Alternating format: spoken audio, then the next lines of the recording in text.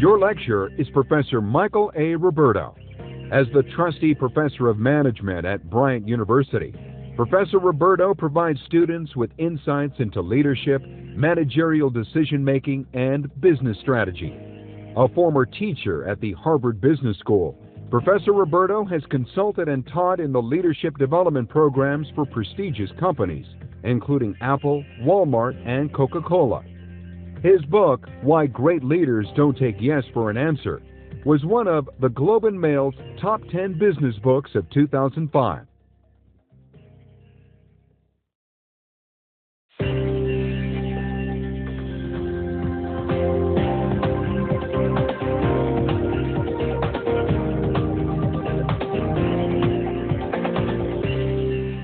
In every direction that we turn these days, it seems that we hear people talking about the need for more leaders and more effective leadership in our private and public institutions. We hear about large government budget deficits, the threat of terrorism, a global economic slump, environmental concerns, and challenges in our education system. Each of these perplexing problems call out for leadership. For good reason, people have become very concerned about how institutions will cope with these extraordinary times. Our institutions need leaders who can motivate people, manage organizational change, and align disparate groups behind a common goal. The recent emphasis on leadership, as well as the concerns about daunting social, political, and economic challenges, do not, of course, represent a completely new phenomenon. Nearly a decade ago, in a speech at the Minnesota Center for Corporate Responsibility, Fortune magazine's editor-at-large Marshall Loeb offered an interesting perspective on leadership. He asked the question, where have all the leaders gone? Where are the patrician, eloquent leaders, the Churchills and the Roosevelts, the rough-hewn, plain-spoken, but ultimately charismatic Harry Trumans and Pope Johns? Now that we need them so badly, we are desperate for leaders, he said. Of course, we pay lots of attention to particularly successful leaders. We look at Alan Mulally as he's transforming Ford Motor Company, Wendy Kopp, the founder of Teach for America, Coach K, who leads the Duke basketball team to so many championships, and many historical figures from Abraham Lincoln to Franklin Roosevelt and Winston Churchill. We put a lot of attention on these people because they make such a difference in their organizations and societies. We all want to find the next great leader, whether it's going to be the next president of a country or the CEO who's going to turn around a struggling firm. Maybe we go too far at times. In fact, we often attribute too much of an organization's success or failure to a particular individual at the top. We even glorify certain leaders at times. Ideally, of course, we'd come to understand leadership more effectively, and we'd be able to become better leaders ourselves and to develop others in our organizations to lead effectively. How do you do that? One of my personal challenges as a scholar and teacher has been to go out and help companies and institutions do just that as part of their leadership development programs, to take talented individuals and to help them understand the skills and capabilities it takes to lead change successfully. It's a difficult thing to do, but I believe that scholarship can inform practice and that we can teach people about the skills and capabilities required to become better leaders. And that's what I'd like to do in this course with you. If we need more effective leaders, of course, the question then becomes, what type of leaders should firms and organizations seek? And interestingly, the so-called management gurus disagree. Jim Collins is arguably one of the most widely read business writers in the world. He has been very influential in many executive suites, as well as with many public institutions around the world. He conducted a study some years ago to determine how and why some companies move from a fairly long period of average financial performance to an era of sustained greatness. He found that only a very small set of firms managed to make that leap, and their leaders possess a distinct set of traits. According to Collins, the leaders of those firms that make the leap from average performance to greatness demonstrate great modesty and humility. They often prove to be rather quiet and reserved, even shy. Collins extols those virtues, and he argues that firms should seek leaders with these attributes rather than simply chasing individuals who exhibit charisma. In fact, Collins argues that many organizations are looking for that savior who will come and desperately turn them around from their dire straits and that charisma is often one of the things that we look to, that attracts us to people and makes us want to hire them and bring them in to lead teams and organizations. He thinks that's the wrong approach, and he argues that many of the firms in his study who made that leap from good to great, in fact, were rather reserved and humble. Interestingly, Tom Peters, another widely read business writer and consultant, disagrees vehemently. He thinks that the current turbulent environment in which many organizations have to compete and in which many public institutions need to shape policy requires something quite different than the stoic, quiet, calm leaders that Collins extols. Peters claims, "Would you like to think that a quiet leader will lead you to the promised land? I think it's total, utter bull, because I consider this to be a time of chaos." Peters goes on to argue that it's very dangerous to try to identify a single set of personality traits and characteristics that are associated with superior leadership in all situations. He argues that different circumstances merit different types of leaders and different behaviors. So let's take a look at that question in some detail now by looking at an example of someone who in a particular situation demonstrated very effective leadership. Let's look at Rudy Giuliani, the mayor of New York during the 9/11 terrorist attacks. Now, Giuliani had come to office and had a very strong first term as mayor of New York City. He had overseen an improving economy, a very large reduction in crime. He had gotten the budget in better shape, and he won re-election by 16 points over his closest rival. He clearly had a strong first term, but then in his second term, his performance declined. There were a number of challenges, including personal revelations about his life that concerned many voters, and a terrible incident in which an unarmed African immigrant was shot 19 times in front of his home, and great concerns about the police force and racial tensions in New York. And his popularity plummeted during the second term. And then the 9/11 terrorist attacks occurred. And what happened? Well, as it turns out, Rudy Giuliani had engaged in a great deal of preparation for a potential terrorist attack on New York. He had been very much impacted by the 1993 World Trade Center bombing. He understood that things could have been a lot worse during that incident. He created the Office of Emergency Management. And in New York, they had conducted many, many drills that were very realistic. And Giuliani was personally engaged in this effort to be prepared for any emergency. When 9/11 hit, all of those drills turned into action. They could now take on this challenge, having practiced many of the behaviors required during a crisis. He was everywhere. Giuliani was visible on the streets of New York hour by hour, day by day after the 9/11 attacks. He always tried to exhibit a calmness in the face of crisis. He never wanted to show people how scared and uncertain he was. He was candid throughout this time, sharing information extensively. He immersed himself in the data about all the facts regarding the incident, how many people were injured, how many had died, how many emergency personnel were available. And he always was trying to share that with the public and not try to hide the bad news. He was very candid with the public about the fact that he didn't know if another attack was coming. But he talked very extensively about how the city was prepared to cope with the situation, how it was doing everything to help the survivors, and of course to deal with the victims' families as well. He showed compassion, his heart always going out to those who were suffering. And he tried to connect with the people of New York and with their values. He clearly knew they were angry and they wanted something to be done about it, but he preached tolerance in the face of hatred.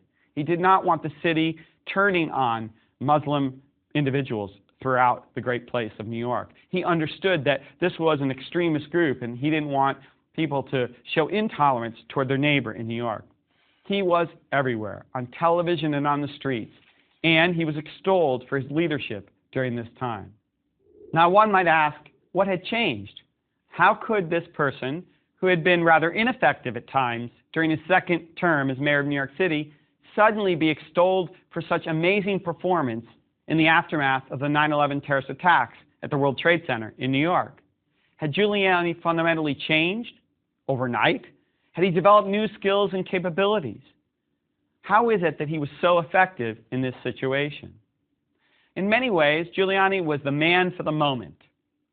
As Police Commissioner Bratton said, many of Giuliani's strengths were exemplified, expanded upon during the crisis. Now, some of the character traits that caused that dislike by many in the city, well, that's still there. Nobody's perfect. Nobody's perfect. Giuliani rose to the occasion, no doubt. His crisis management capabilities were superb, and he had practiced them over time with a whole team of people throughout New York. Yet in many ways, the moment, as terrible as it was perfectly situated for Rudy.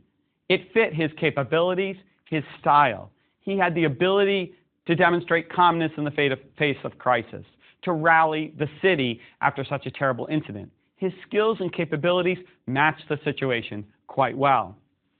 So we go back to Tom Peters' comments. He argued that you can't identify one set of personality traits perfect across all circumstances. In fact, many scholars of leadership adopt this point of view. These academics endorse a theory of situational leadership, the notion that fit or alignment must exist between a leader's style and approach and the contextual demands and pressures that he or she faces. Giuliani's example shows us this notion of fit or alignment.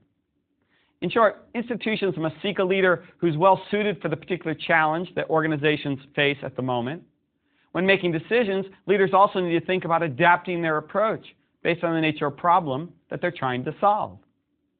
So what are the lessons from this case, from looking at Rudy Giuliani or looking at many CEOs in circumstances that they're trying to lead? Well, understanding the context is so critical for leaders. What is the problem or challenge that needs to be addressed? What are the conditions? What's the environment like? And how, as a leader, do I fit my approach to that situation? In some cases, a leader needs to amend their behavior, their style for a particular context.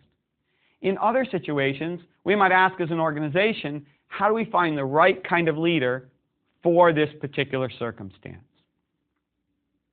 Now, some people have bemoaned the focus on leadership at the very top of the organization. They bemoan the notion that we're always looking at Steve Jobs or Rudy Giuliani or Alan Mulally at Ford.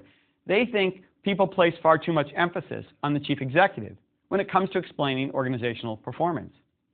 Surely the business press, journalists everywhere, enjoy crediting charismatic and forceful leaders such as Lou Gerstner at IBM and Jack Welch at GE with the success that their firms achieve with them at the helm. Now back to Jim Collins and his perspective on leadership. He has often criticized what he calls the worship of charismatic and heroic CEOs.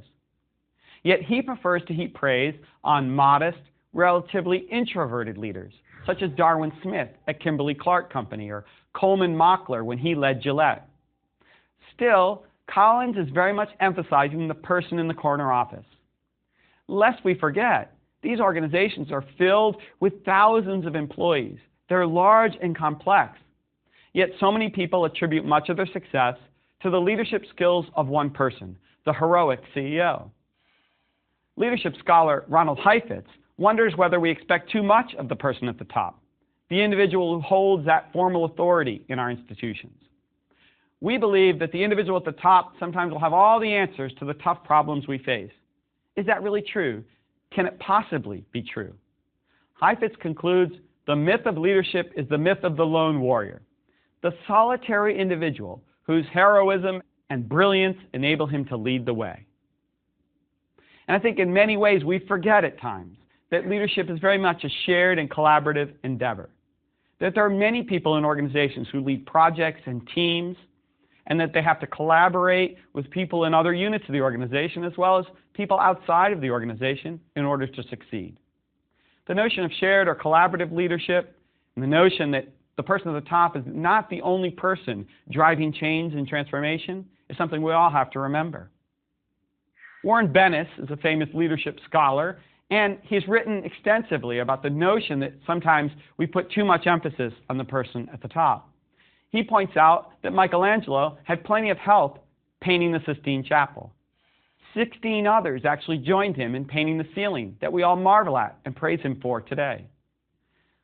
Just as it took a team of people to help Michelangelo, most firms don't accomplish great things without a team of people supporting and assisting the CEO.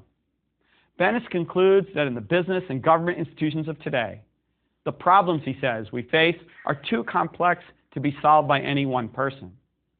In fact, there's research that suggests that we can do a better job of predicting organizational effectiveness if we examine the characteristics and behaviors of the entire team that sits at the top of a firm. In fact, for many years, scholars focused on studying the CEO, but more and more now, academics study the top management team, that constellation of people who are involved in making critical decisions and working collaboratively in order to drive the performance ahead. And characteristics and behaviors of the team tend to be better predictors of success or failure than characteristics of the CEO alone. Now, such talk about collaborative leadership elicits a visceral reaction from many executives. I've heard it myself on many occasions. They argue that firms can't make critical strategic choices by committee. At one point, you have to make the tough call, they say. You can't do things with a team in all circumstances. Democracy, you will hear, has no place in the executive suite. I think in many ways, these individuals believe that the chief executive needs to take charge when an organization faces tough problems that require speedy action. The person at the top, they would argue, simply has to make some tough calls on their own. They don't have time to consult with a team, to go out and talk to external constituents, to go to the front lines of the organization and get input from all the employees. They certainly don't want to take a vote in these kinds of challenging situations. We've come to this view of leadership that says, if you're in a crisis, you need to act alone. And yet, in many ways, that's when you need others the most. You need their advice and input. You need the information that they have. As people climb an organizational hierarchy, remember, they're further removed from the market, from their customers and their constituents. And in many ways, there's a certain isolationism that happens as we rise to the top of public and private institutions. Think of the President of the United States, how isolated that person can become when they're not in regular contact with average people, when they can't exchange emails and phone calls the way they did before they entered the Oval Office. The barriers that exist around them mean that they don't have all the information, the data, the perspectives needed to sometimes make the best decisions. And so the notion that in crisis or under time pressure we can act alone has to be questioned, because at times in those situations, that's when we're most isolated, yet we need others the most. So, to these folks who think about leadership and who argue that democracy has no place in the organization, I would argue that fostering dissent, striving for fair process, building buy-in among multiple constituencies, that doesn't constitute weakness, but instead strength. The ability to consult with others and to gather information and to make sure you're hearing opposing views, that's critical for any leader. Some worry that others will look at them as weak if they engage in this highly participatory approach to leadership, that they will be viewed as indecisive or not in control if they're out there consulting and asking others what to do or inviting dissenting opinions. Others believe that such activities waste precious time and energy and provide competitors the upper hand in the marketplace.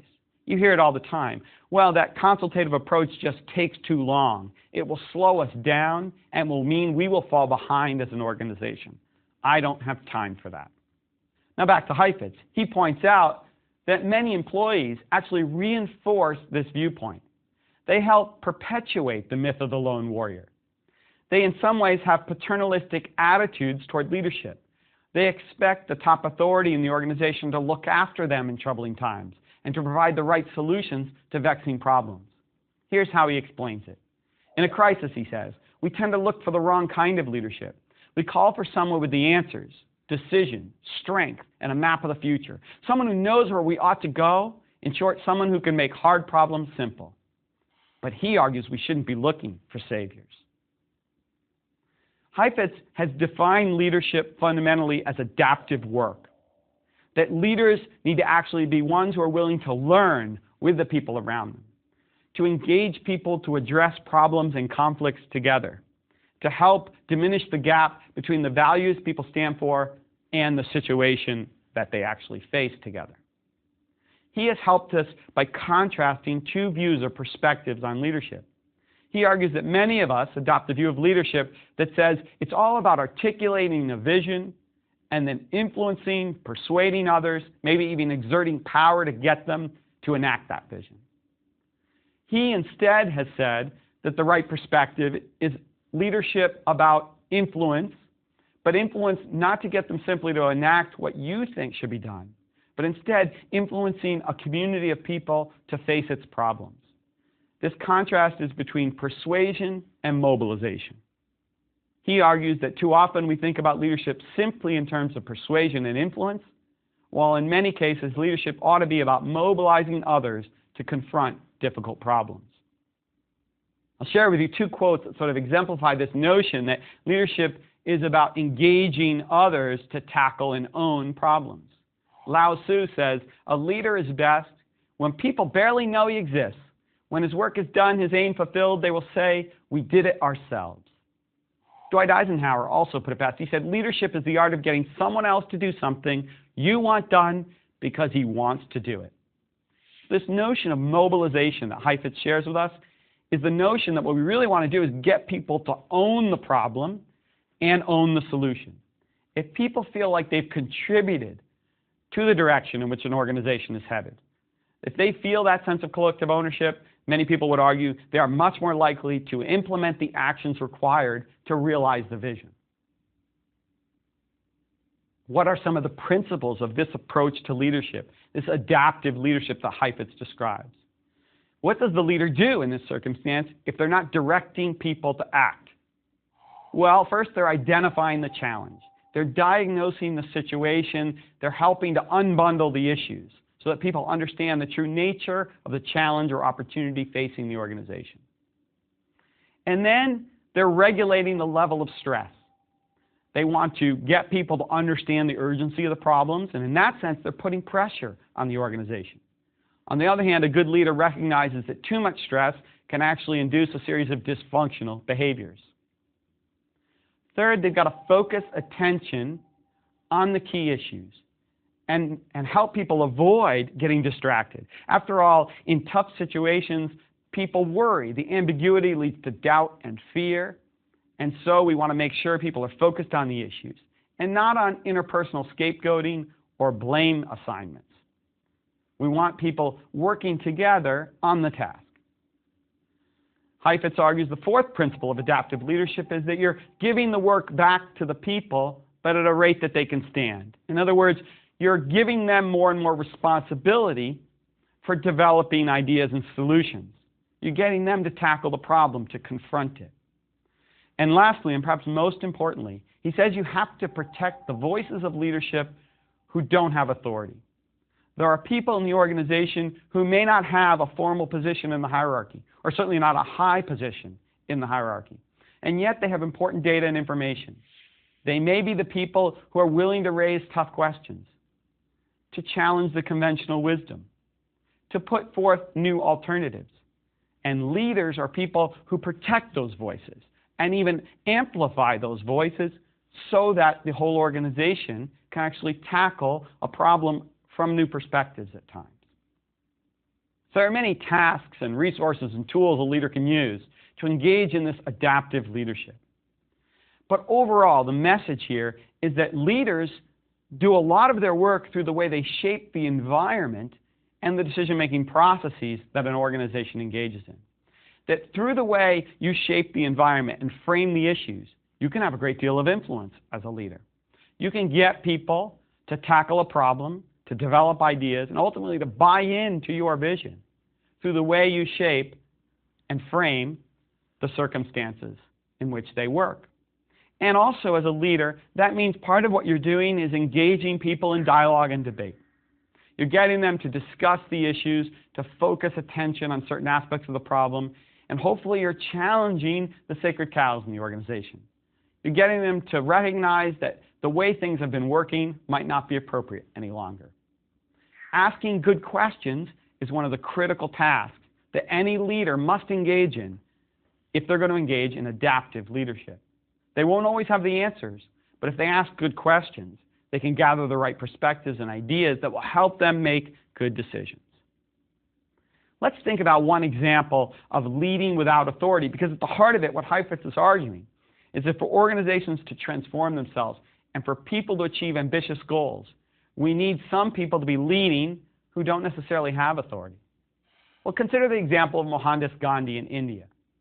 This is a wonderful example of the adaptive leadership that Heifetz described, and he is, of course, a wonderful example of leading without formal positional authority.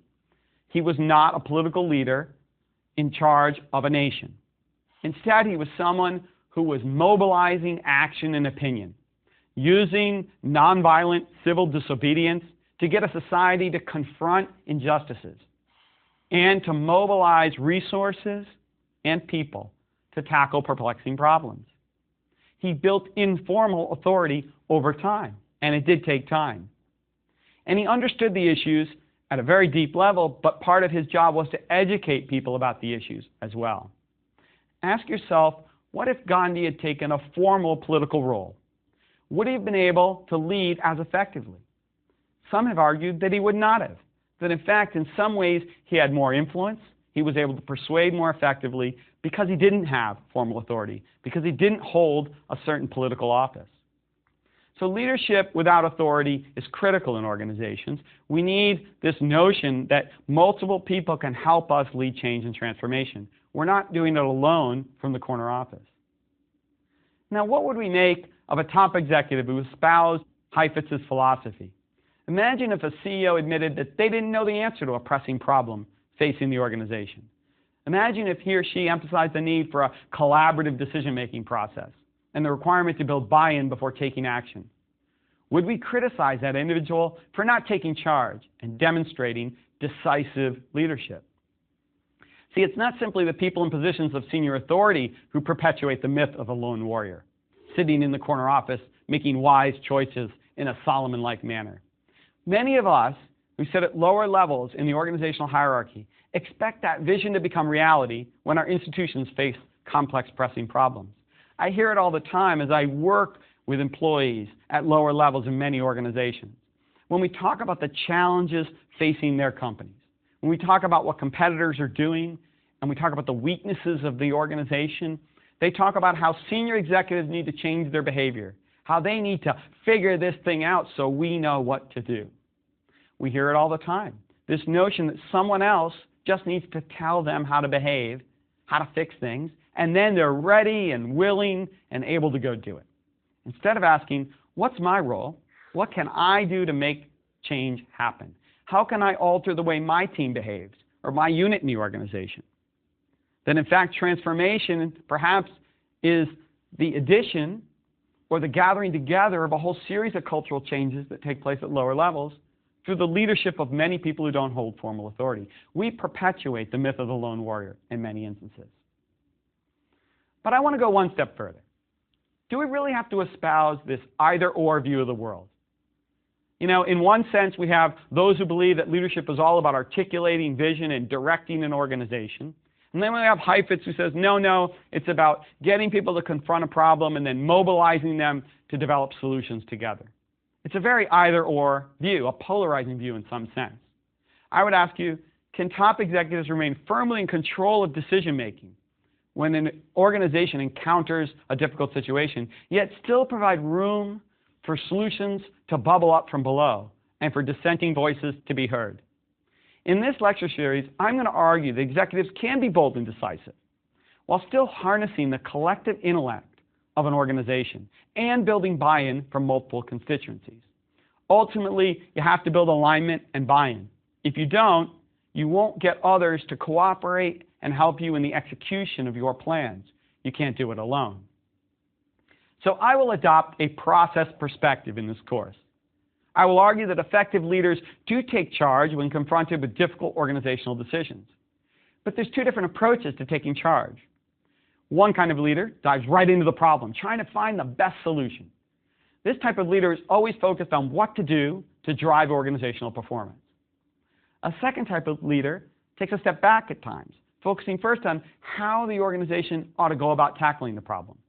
This leader is asking questions like, what kind of decision process should we employ? Who do I need to bring into the process? Where is the information required to make a good decision here? This is not to say that the leader doesn't have an opinion about what to do, but he's not focused exclusively on finding the right solution. Instead, he or she is focused on finding the right process, on gathering the right data, on getting the right advice before making the tough calls. At the end of the day, he or she is not taking a vote, they're still making the tough calls, though.